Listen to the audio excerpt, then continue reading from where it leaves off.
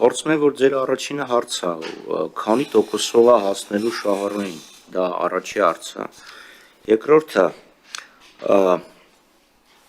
նպատակը իհարկե լավ է, որովհետև այո, շատ մեծ ռիսկ է եղել եւ կարծում եմ շատերը գիտեն, թե դա ինչ ռիսկի բերեց ատոմակայանի վրա, երբ ժարգոնով ասած կեղտոտ արևի հատակարարումը առաջարկը պիկը անցավ։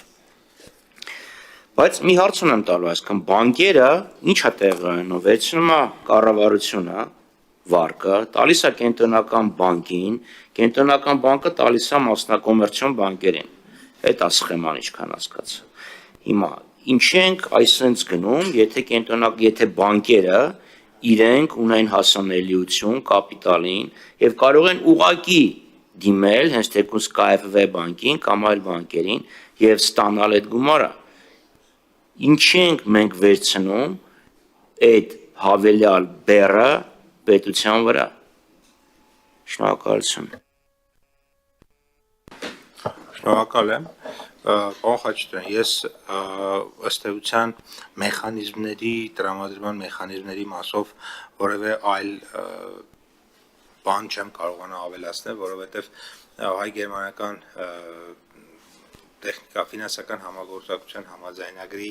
այն տարբերակը, որը ըստ էության նախանշվել է դեռևս 23 թվականի նոյեմբեր ամսին, ուղղակի մասնակցություն այդ process-ում չեմ ունեցել եւ որպես մարմին, ով ղեկավարում է հայ-գերմանական միջկառավարական հանձնաժողովը, մենք վերցրել ենք այդ պատասխանատվությունը, գործընթացը տանել մինչև վերջ, իհարկե այդ ընթացքում բազմաթիվ հարցեր ենք հնչեցրել, այդ թվում նաև նպատակահարմարության, այդ թվում նաև այդ կուտակիչների կտորը առանձնահատուկ շեշտվել է, որովհետև ինչ-որ փուլում արդեն իսկ միայն արևային պանելների վրա կենտրոնացումը դա ուղղակի կհակասեր մեր քաղաքականություններին, դրա համար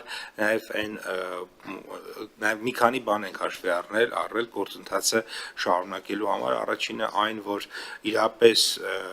ուրեմն կուտակիչների մասով մեր մոտ կա մեծ բաց, երկրորդը նաև որ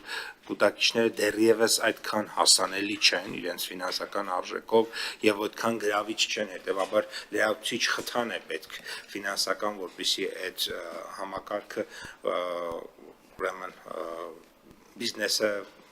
մասնավոր հատվածը վերցնի եւ երրորդը իհարկե էներգոարդյունավետության եւ էներգախնայողության հետ կապված հարցերն են, որտեղ մենք ընդունեցինք այս տարի մեկը ընդունեցինք, մյուսը շուտով կընդունենք երկու կարևոր փաստաթուղթ, մեկը կանաչ տաքսոնոմիան է, նախ հաստատեցինք թե ինչն է ըստ էության կանաչ տնտեսություն, որոնք են այդ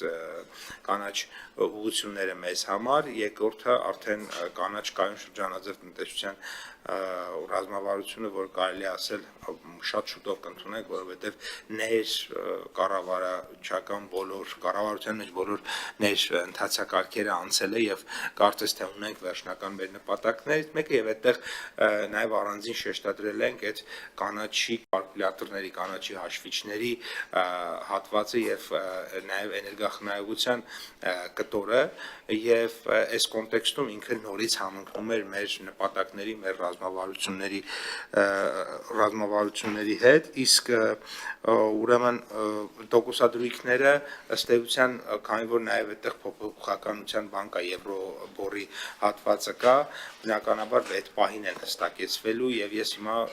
չեմ կարող ասել, թե ինչ տոկոսադրույքով են տրամադրվելու, բնականաբար կլինեն շատ ավելի